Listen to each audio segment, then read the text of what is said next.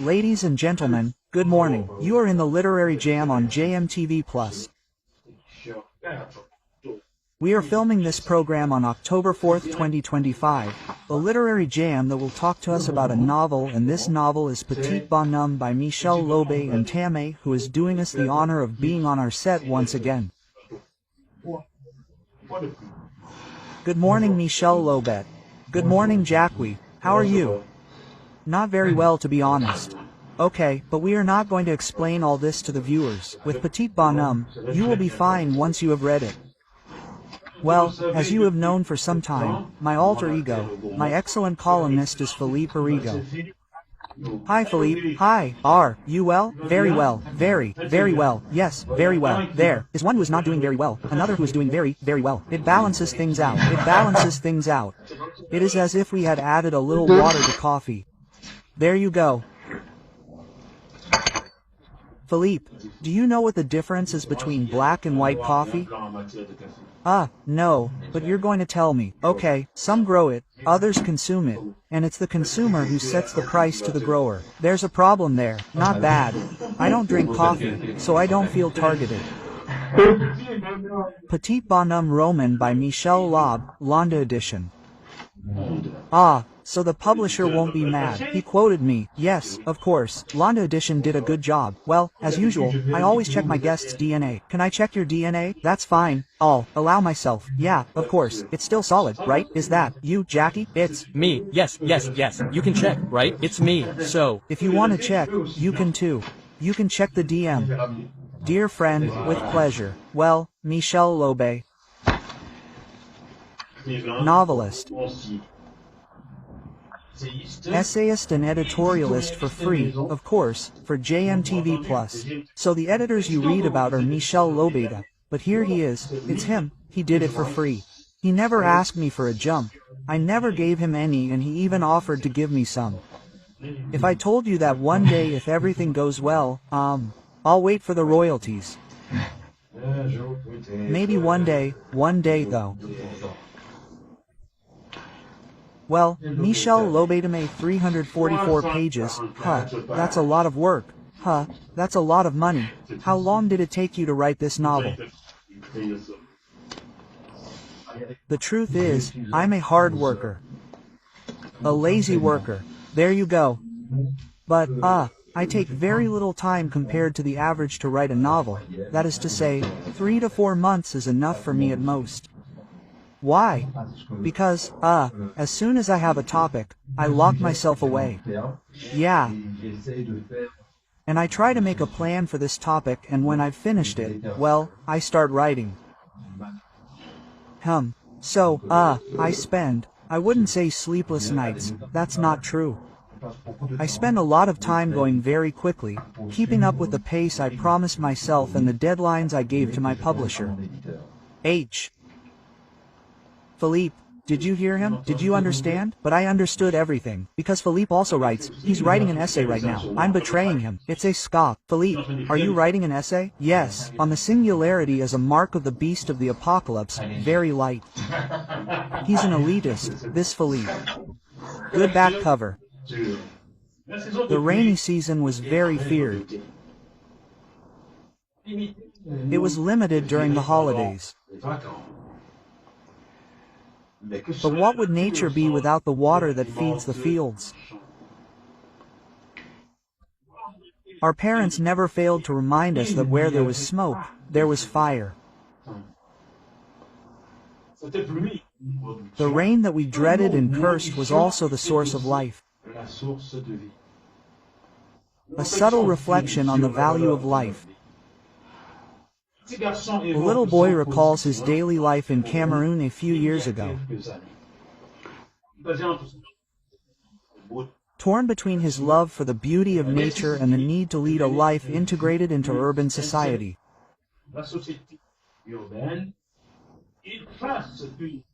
He draws a clear distinction between eternal and transcendent. Values and the conventional uses of modernity and technology. MICHEL, LOBE, why the biographical novel format? Philippe was the one who worked on the questionnaire. Why? The biographical novel format? Because when you read just the back cover, you get the impression that this novel is somewhat autobiographical. At the beginning, I started with a work of fiction. Okay, at the beginning, And then, I began to transform this work of fiction through what I had experienced. H. And I have to say that I invent characters for myself. In the novel, but in truth it's an extension of what I experienced in my childhood. When I say I experienced, I'm talking about myself, my family, the first days when I met friends, or rather children my age in kindergarten, which is what we called kindergarten. Kindergarten, yes. That is to say, the beginning of community life and what we very prosaically call today living together. Living together, yes, it's at school that we discover living together, absolutely, where we sit down, we tolerate each other, then, we make friends, at school depending on because. No, but at school first, we start with school because life is a hierarchy of events and an of performance. We start with being at home at a certain age, going to school. Meeting friends, meeting a teacher, experiencing a different atmosphere, and fighting a bit. It's part of the beauty of life. It's part of the charm of people because we would all be monochromatic, we would all be uniform. If there weren't this difference in behavior between children. But in this change in behavior, we learn to love each other, to put up with each other, to be tolerant, to accept others as they are. And draw conclusions from that. Conclusions. So, little guy, this is a reflection of my youth, of our youth, of this post-war youth because we are what we call the desired children. We were born after the Second World War. At the time, it was necessary to have children. The parents had gone to war, they had died, it was necessary to repopulate society and it was the beginning of the factories of industrialization. We had to find workers, So we are the desired children as we were called. The children born after the Second World War. Do you know Désiré Doué? A very brilliant young footballer and promoter. His parents chose his name, his first and last name well. Désiré Doué. Do you know him? Not at all. He is at Paris Saint-Germain. This boy is only 20 years old but he has something fabulous in his legs and in his head. He is very intelligent. His parents, thank you for choosing that name. You mentioned desire. Why am I thinking of him? So, let's have a laugh. Can we laugh about everything or not? I am a tolerant person. I would even say excessively so. I think we can laugh about everything but it all depends on how we interpret what someone else says. You are screwed given what Philippe is preparing for you. But tell me how tall are you? 1.72. 1.72? Yeah, all soaked in 70 kilograms. It's not that small. I'm the average height of the generations. We're not a generation that has benefited from a lot of industrial food. How can I say that? Oh yes. We ate locally when there were no chemicals yet. That's why you're so strong. We're physically strong, mentally strong too. We've gotten used to lacking everything. And not suffering from it and not yelling. Do you want to tell us your age? 78 years old. Do you believe it, Philippe? And I wear it well. Yes, he's 78 years old. I wear it well. I've known him for several years. Yes, he's 78 years old. That's why I refer to him in simple terms, saying he's my little brother. Yes, I could be his son, really. Yeah, yes. When I'm 78, my daughter will be 58. You see the thing, Yeah, well preserved because, well, preserved because I wasn't, how can I say, brought up with the chemical derivatives that are in stores today. Meals called, well, processed products. I would even say that they are transcended. These are these products. So, the harm that these products have is that they create new diseases. Today, we have a lot of diabetes, we have a lot of cancer of all kinds, we have a lot of cardiac arrests. All of this comes from what we eat, from the lifestyle we have today. In truth, do we have a healthy lifestyle? We have everything in abundance, but we have lost the quality. Petit Bonhomme novel by MICHEL LOBE, which we recommend. Where can we find it? Well, Bonhomme is available in all bookstores in France and Navarre. By Navarre, okay, you can buy it at Fnac. Yes, you can buy it on Amazon. You can order it from the bookstore next door. On the side of the fence if they don't have any in stock. Okay, but it's very well distributed. Okay. It's good. Keep advertising at Fnac and Jeff Bezos.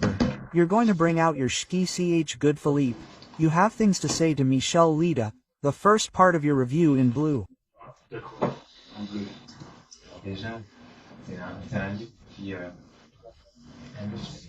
But then it's a book that's halfway between traditional literature since we find the coming-of-age novel from the 19th century since we follow the birth and adolescence of a character called Petit Bonhomme who doesn't have a first name.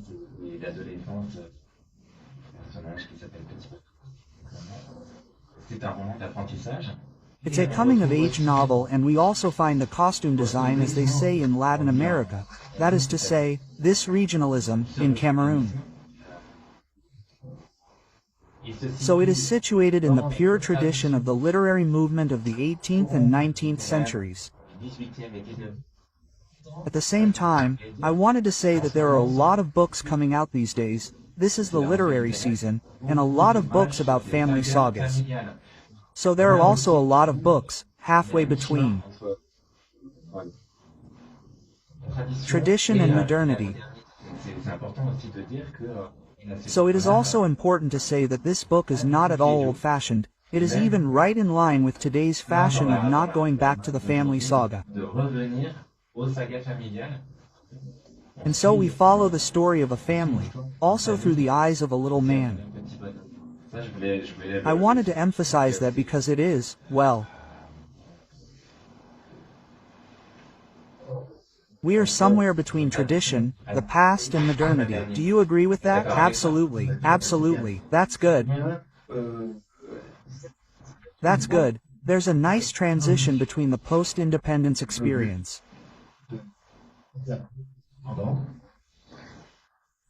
In 1960, we're entering a new life cycle.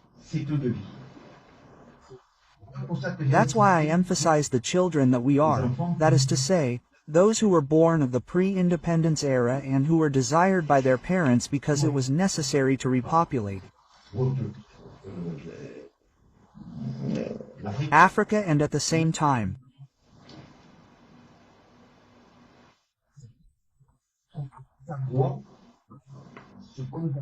try to find our voice in what we now call modern society, with its advantages and disadvantages, without putting an end to tradition.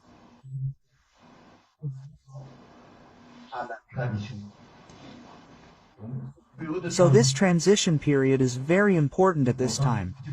Yes, and it's a link. And then also, finally, we read a lot about regionalism, tradition, and Africanness. And at the same time, I, who am not African, was able to identify with this character and his childhood memories. So this speaks to, it's universal. It's about youth. It really speaks to youth in the absolute. There you go. And there's a side, so I sense a great deal of nostalgia in you, because, well, we're in the, well, the narrator isn't you. It's the narrator. We're talking about a novel. It's a little guy, but we're in the prism of the narrator and his childlike side that re-enchants the world.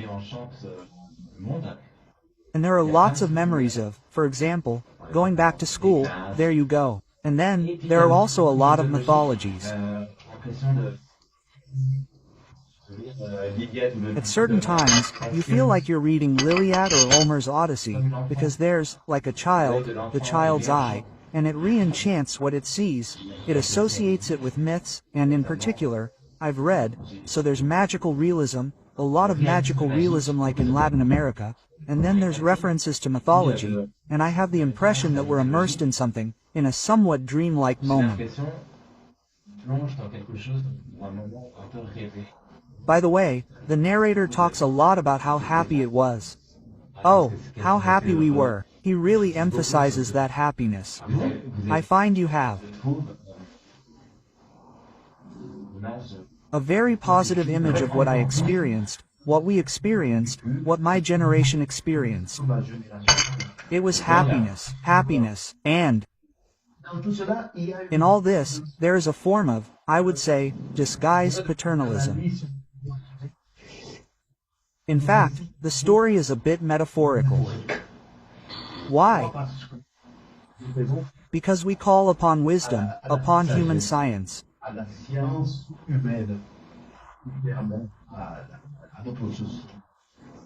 That allows our society not only to communicate but to accept each other, to learn to know each other, and there is a surge of love because in all my story, we never find phases that are in opposition.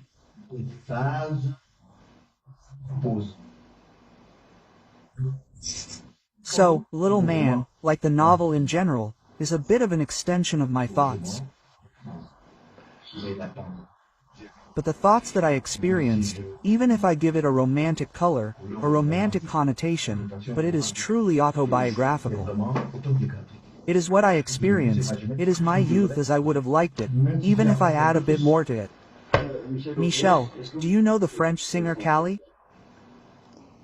To be honest, do you know him? Yes, I know him. What is he singing there?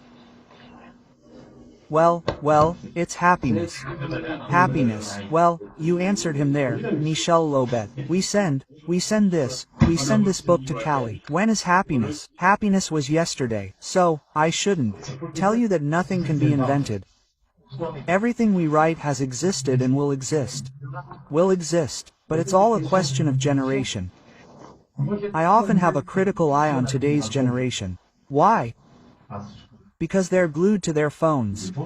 Ah, such a downtrodden generation. While we're from a generation where we used to meet up in the evenings on the side of the street, where everyone met up, where everyone connected. We chatted, we laughed, we even argued. But tenderly. A tender argument, No fights, Today, when I see young people going to school, the information we receive every day is alarming. How can you go to class in the morning with a knife in your bag? When I was young, I couldn't imagine that I would stab someone. Oh no. Violence has entered our society. It has become entrenched with modernism. It's not modernism. I think that there is a kind of neglect on the part of parents who are overwhelmed by education or by their world. This does not mean that all children are the same at all. There are still parents who try to educate their children and teach them that there is a difference between good and evil. And that, consequently, they should choose the good side. But in primary school, we had a lesson for that, a very important chapter that we called morality class. No, it was a morality class, that's true, but it was called civics. You knew about civics in France. So yes, there is civics, yes. It doesn't exist anymore. Today, we live in a world of incivility. I knew how to distinguish between what was right and what wasn't. When I met a policeman in the street, I would say hello to him. I would step aside. I didn't want anyone to look at me, even though I wasn't at fault. I felt like I had something to hide from the policeman, when in truth that wasn't the case. Today, young people show no respect when they see a policeman. They're the ones who attack the policeman. I wonder what kind of society they live in, even the firefighters who come to save them. What kind of society are we in? And so, what I find very, very important in this book is that it is still a campaign for happiness. There are now many novels that are violent, depressing, and brooding. That's a bad word. There really is a position here. So there are many principles that are defended, noble principles that defend smallness but in the sense of humility. There is a real wisdom of smallness that defends happiness. And there are not many people at the moment who believe in it. You believe in it, and it is clear that you defend it. And so this book does you good. I spent a day reading it. Not that it takes that long, but I enjoyed it, and it is indeed a school of happiness, and it is precious for our time. There you go. I wanted to tell you this because it's important to believe in it and because it's also tangible.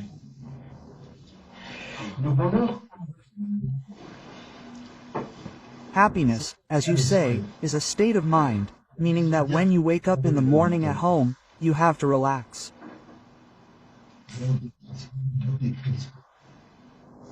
There's an American singer who released a song that was a hit for a very long time. It was, I don't remember the title of the song. What's it called? Oh happy, oh happy. Not happy day, oh happy. You know what I mean, don't you? Exactly, be happy. Be happy, Bobby Marf. I think we received a message through this song to relax, to not take everything literally, to learn. To take our time and tell ourselves that if things aren't going well today, they'll be better tomorrow. But today, young people want everything and they want it right away. They don't know how to take a step back. They don't know how to anticipate. They don't know how to ask either, they demand. And this feeling of happiness has vanished today, and I find that unfortunate. But what's great is that I have an enemy, which is optimism. It's seeing the world through rose-colored glasses. The promotion of happiness that you make isn't cutesy, little birds. It's not cheesy because there's a lot of suffering. The character goes through a series of trials. Sometimes, our hearts ache for him because, well, the circumcision episode, for example, well, we grit our teeth for him. But a father who's never there. A father who's never there. So it's not all rosy. And you associate true happiness with hardship. You associate it with suffering too, with a form of frustration. And besides, the character suffers quite a few frustrations. On the hard side, he gets rejected. You like this passage, didn't you? That is to say, these are the trials of life. We follow him through the trials of life, and at the same time, in fact, it's far from extinguishing his happiness. It strengthens him. So I have a question. What do you think? Because it's not at all a sadomasochistic lip service or anything, but you show all the seriousness of happiness, something that comes at a price. It's not easy happiness. How do you manage to associate happiness and suffering or happiness and struggle like that? Is that what I'm telling you resonating with you or not? Well, you know that life is yin and yang, as Chinese philosophy says. That is to say, good and evil. These two are condemned to live side by side. We don't ask them to love each other.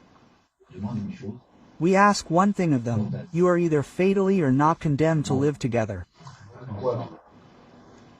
And living together imposes rules of society. We must accept these rules. We must apply them each in our own way because no one is perfect. But at the same time, today there is a campaign, for example, in my country, Cameroon, to live together. How can you live together in a country where, on the one hand, people are anti-H. They have all the power, they have all the means. They eat at their own expense. There are orgies every day, and on our side, you have people who can't stop tightening their belts, nothing, and who no longer have any hope. And the leaders, who no longer have any hope in the future. But you give yourself, through this importance that you place on suffering, you name suffering, a people who suffer, If they do something about it, you give a sacred message also, of hope and in happiness to those who, can say to themselves, okay, I'm suffering, but I'm going to do something about it. I'm going to get through it. I'm going to get through it. I'm going to do something for the truth. Quote. So it's not sadness. It's not plaintiveness. It's not a rearguard action. You're still defending a vision where happiness, well, unhappiness or suffering is not inevitable if we do something about it. If we draw a lesson, I'm going to pick up on that. And I'm going to give up a bit more in your direction. The little guy's luck is that he's in a family where his father is always absent. There's his father's older sister who intervenes, who loves his grandchildren. Tonto loves her grandchildren. Since she didn't have any children, she says to herself, I'm going to take care of my brother's children. There are some conflicts between Temper and the little guy's mother. But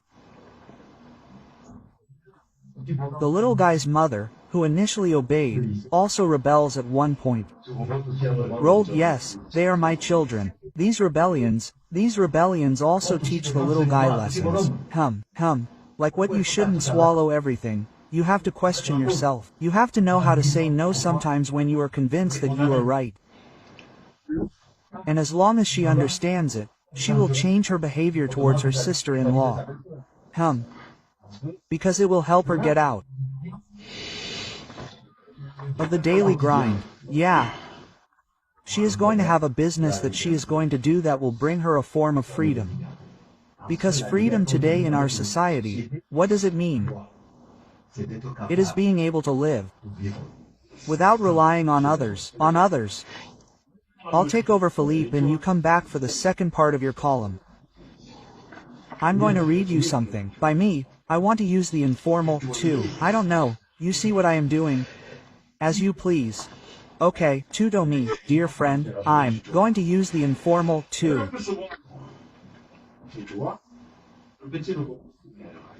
But most often with you, the little revolutionary, the world has a scope, a great, universal action. The rain washed away our sins, page 12 in this novel. It works like a seed, a promise.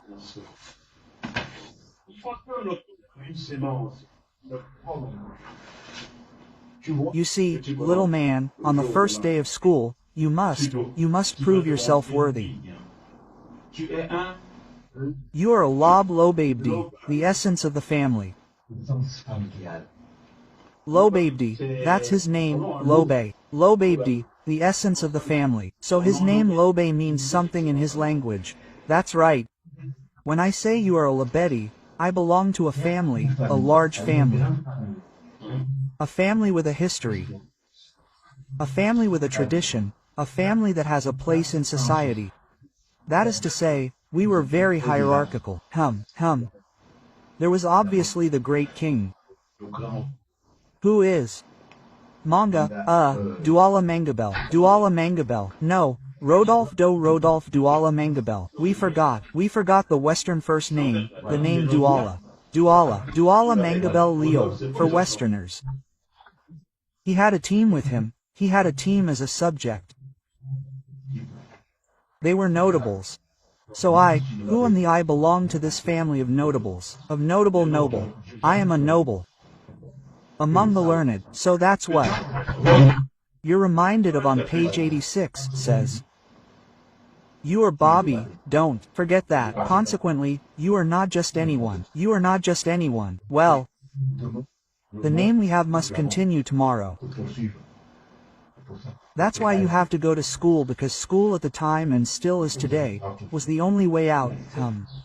To immerse myself in society, to rise up in society, yes. So this nobility that is mine.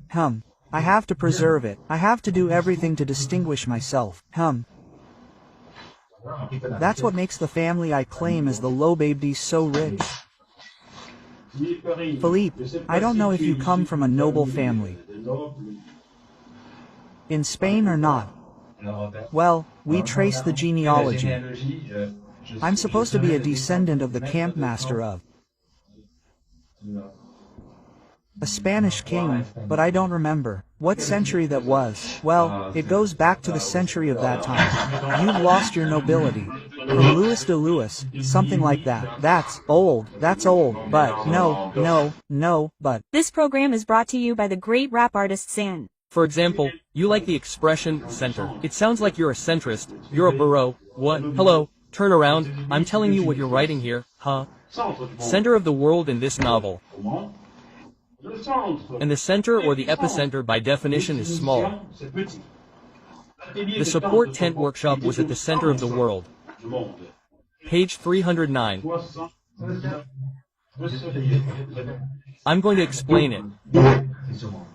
Douala was the center of the world. Douala is the coastal city, the economic capital of Cameroon, a coastal city, that is to say, going a little towards the southwest, and there was the center of the world for you. Page 76 in Little Man. Then you write, I implored Niambe G Niambe, it's hard and do my God to hide me in the bowels of the earth. Page 109. So the bowels of the earth are always in the center. So, do you like the center? Well, did you let go? So, I'll explain a little more about the subject you're talking about. Douala is a port on the Atlantic Ocean. So everything that entered Cameroon at the time was by boat. So everything went through Douala. In Douala, we were the first to see Western civilization. So we were at the center of Western culture. And when support was there? She was a seamstress and her talent made many people come to her. Housewives, civil servants, wives, because at the time, there were no businesses yet, there were only state-owned companies. Everyone was focused. She was in her workshop and she knew everything, so she was at the center of everything. Women who were, so to speak, cheated by their husbands would come to complain to her. She was their advisor. Men who needed a little money because they were broke would come to borrow from her. People who had family problems would come to complain to her. What was wrong? What was wrong?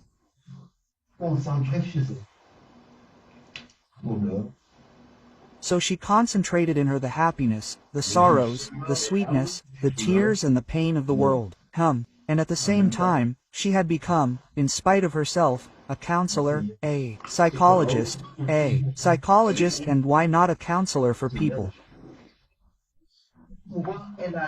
And she acquired this power not only for the quality of her professional work but also because she had financial power.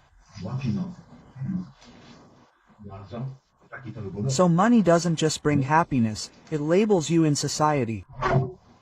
You're no longer just anyone, despite yourself. When people come to see you, it's with all the respect, because you have financial clout.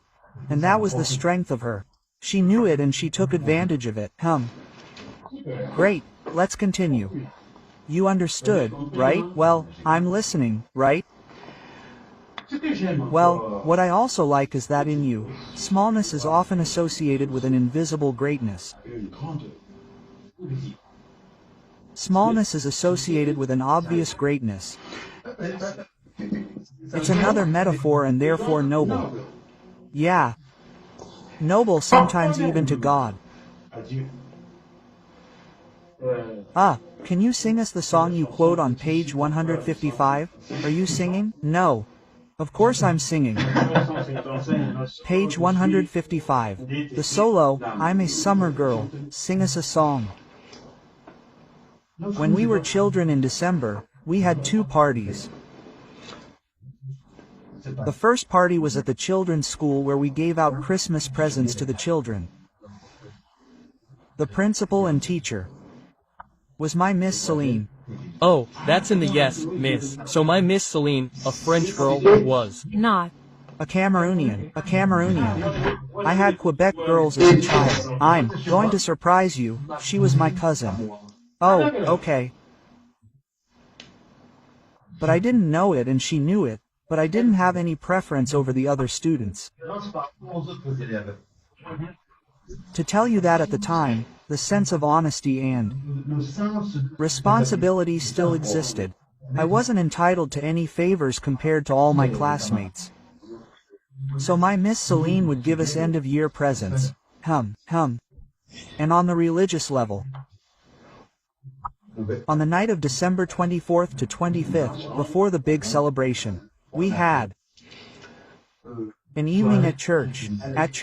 Protestant or Adventist church. Protestant, yes, that's for sure, December 24th.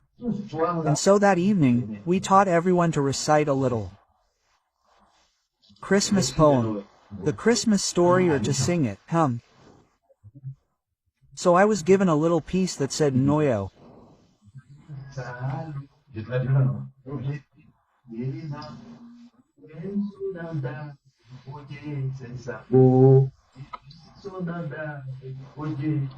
When I finished, it wasn't too long because you had to remember it. We were 4 years old, Everyone applauded, and so much so that her pig, who had put on her best dress, her biggest shoes, who had put her fifu on her head, applauded. She came to take me on the platform to bring me back to her. And so the translation? The tradition is I am small, very small. But deep down, in my heart, I have a little place that I reserve for the Lord. Who is this Lord? It's Jesus. Deep down in my little heart, there is Jesus in me, and when there is Jesus in me, I have no doubts, And we used to do it every December 24th, What I like, well, besides finding the lyrics of this song brilliant, is that it associates smallness with greatness, but a greatness that is loving. Not dominating. Not dominating, loving. It's a paradox. It's a paradox. And your entire novel speaks precisely of this invisible smallness, the great seed and promise of great humility.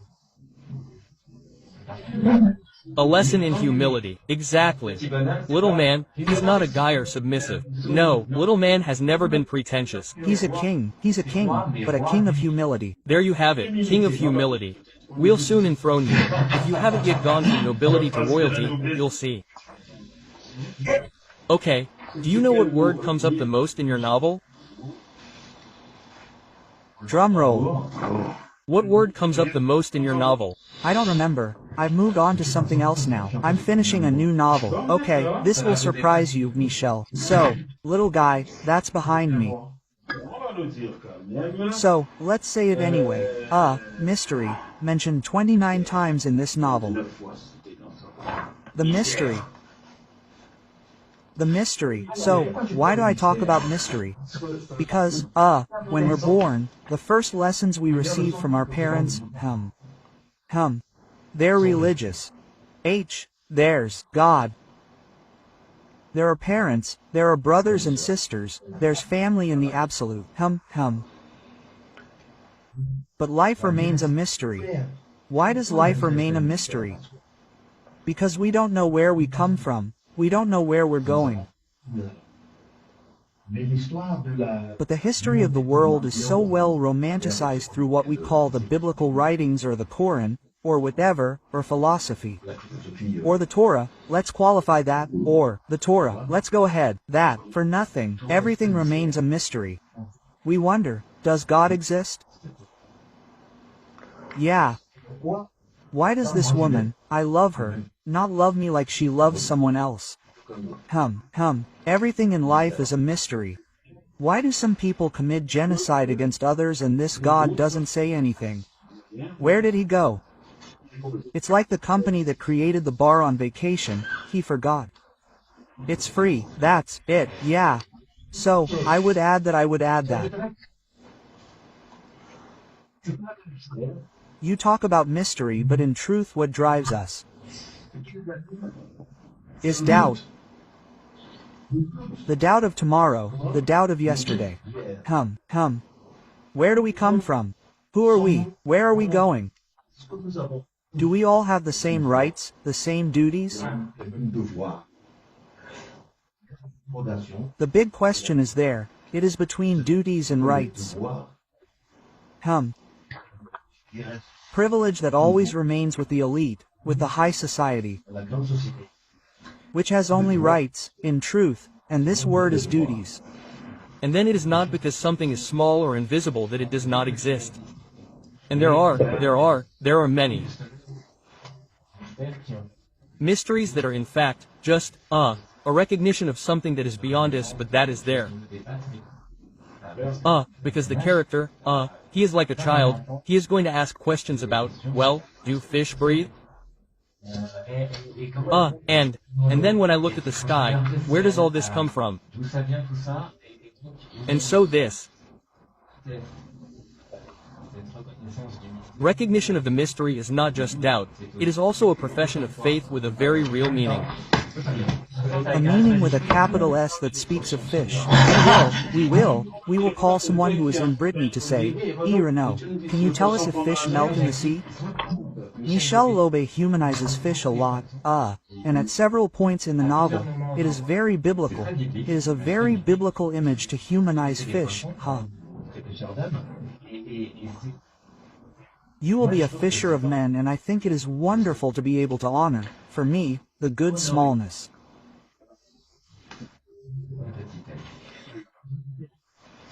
So, I would add, and I insist when I say I would add the ethnic group to which I belong, the Sawa. We are coastal people, reverends of the water. We are called the Sawa. What is Sawa? They are the people of the water. Our primary food is fish. My great-grandparents and I were fishermen. Fishermen, when we were little.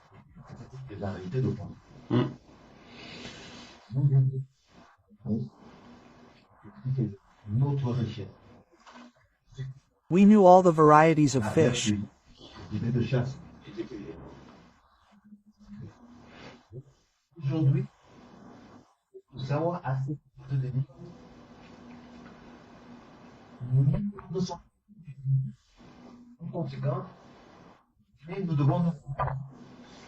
We lived from fishing, and that is what made us rich.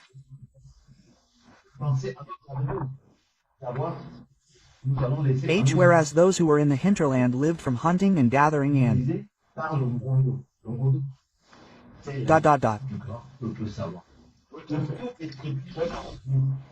There's a big canoe race, and during this canoe race, someone goes into the water. All dry, fully clothed with a pot. I'm not talking about a saucepan, a pot. I'm talking about a pot.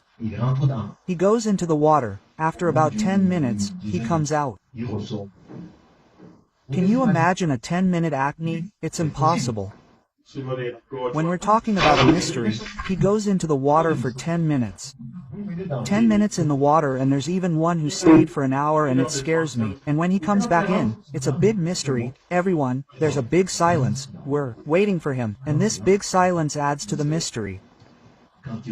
And when he comes out, we take him to a hut that we call, the Dabala, I think I'm remembering. And that's where he tells us that he reports to the initiates what the ancestors are sending him as a message. For me, the ancestors are. In this novel, there is a lot of biblical material, but it's not overly biblical because the fishermen were Jesus' disciples. There's also Ulysses. The character is very Ulysses-like, actually. When he fishes for the first time, he brings back his war trophy to his Penelope, who is a seamstress, as luck would have it.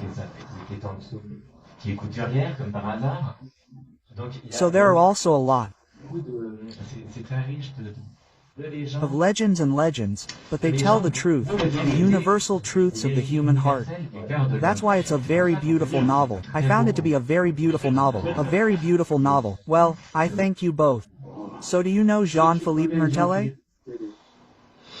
I've heard this name, but I wouldn't know where it is in my relationships. Philippe Jean-Philippe Martelly. No. Do you know Cassave? Cassave. Oh yes, he's the one who did the deep voice in Cassave. No, the one who had the deep voice in Cassade. Is Jacob de Verix. So Jean-Phil Marty, who has been sick for some time, I think I read the news somewhere that he's sick. There you go. So I sincerely kiss Jean-Philippe if you watch my programs. Yes, watch often, since a bit in Dua happened there. Watch often and Jean-Philippe Martelet Pactique Saint-Eloi sang this, it's Mr. Laya. So listen to this song, it's Mr. Lavia by Jean-Philippe Martelly. It's a message because it tells you that one day, man created all of this, but for whom? Well, we don't understand where it comes from. Well, that's a mystery, Lavia, and it's in line with what you wrote in Petit Bonhomme le Mystère. The mystery is why this song comes to mind, as you say, the joke box. Hum hum. So, everything seemed mysterious and grandiose to me. Page 74. The mystery deepened its glorious legend. Page 115. A box full of mysteries. Page 150. The mystery of the galaxy remained intact. Page 176. The sea retained its mystery. Page 75, etc. Do you understand why we came to the realm of mystery? Because, nature, because that's a mystery, life. Okay, Philippe.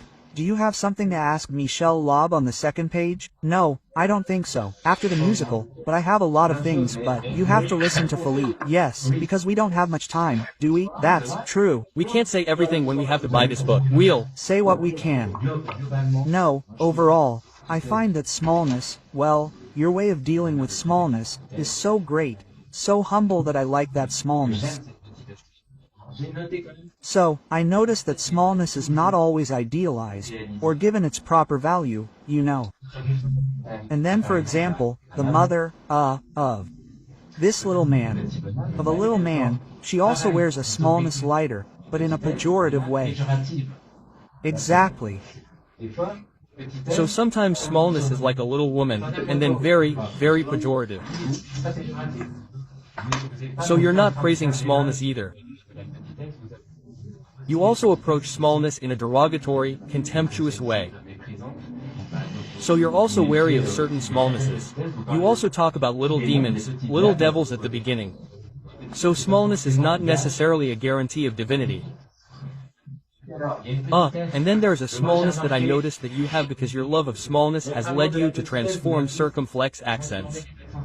Many circumflex accents into dots. H, there are many. Then the circumflex accent disappears, while you are annoying the circle accents.